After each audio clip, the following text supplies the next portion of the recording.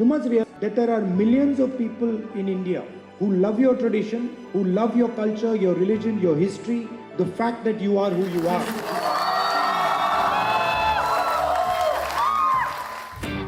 Welcome to Rahul Gandhi.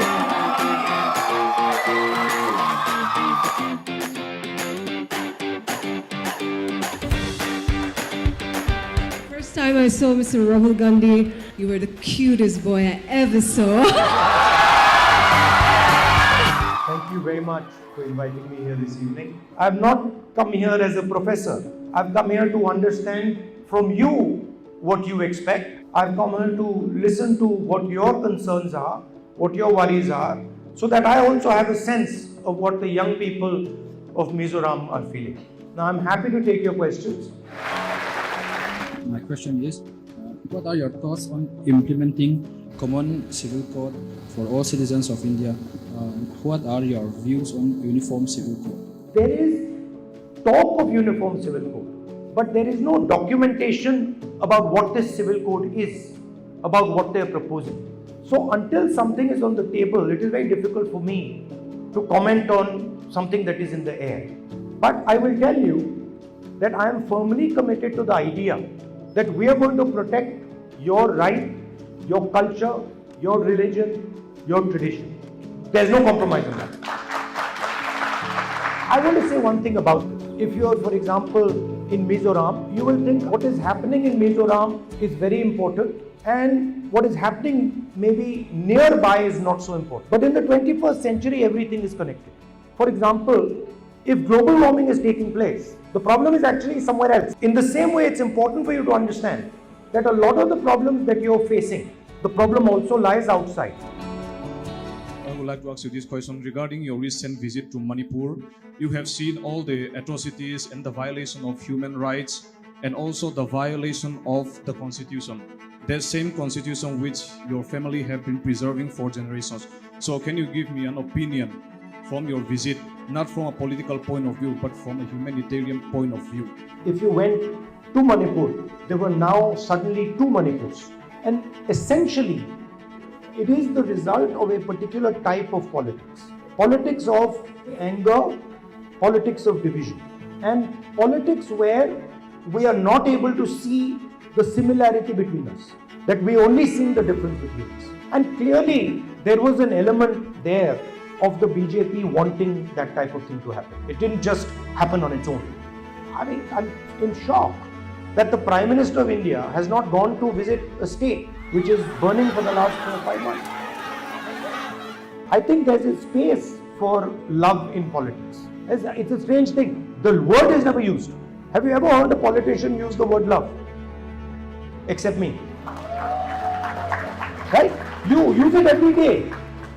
You seek it, you talk about it, but in politics, it's not spoken. So I think that word needs to be introduced into the political language.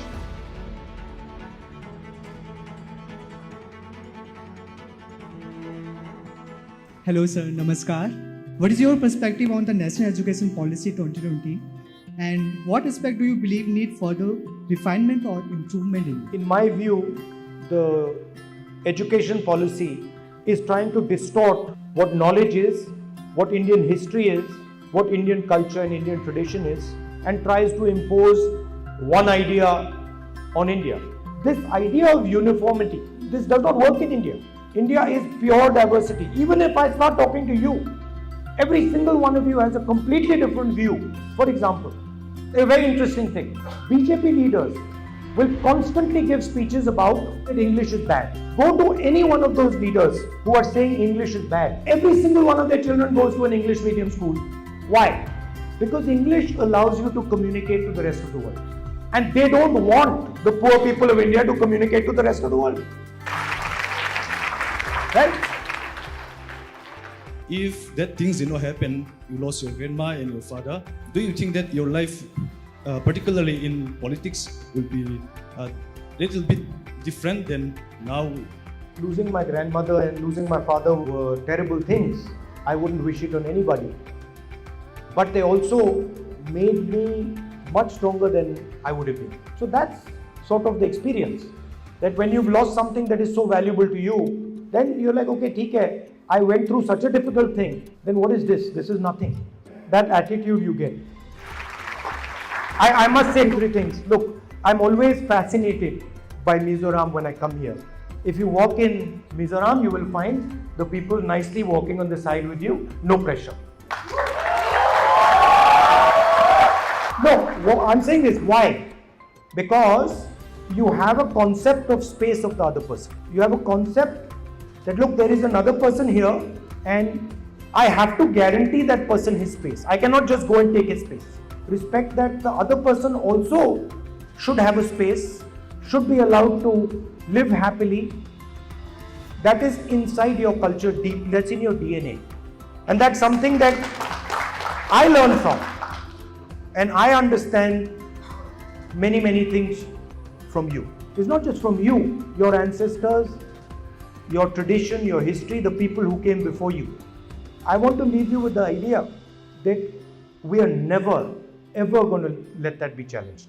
There's no force on this planet that can suppress your culture, your tradition, your religion. Good evening, sir.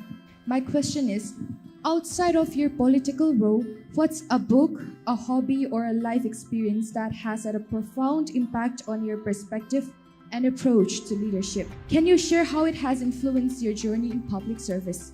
Many different things influence me. I read quite a lot. I play chess. I do martial arts. I don't sing. I'm not as good a singer as you are. Rahulji, I wish you that next time your visit will be after your prime ministership. Thank you very much.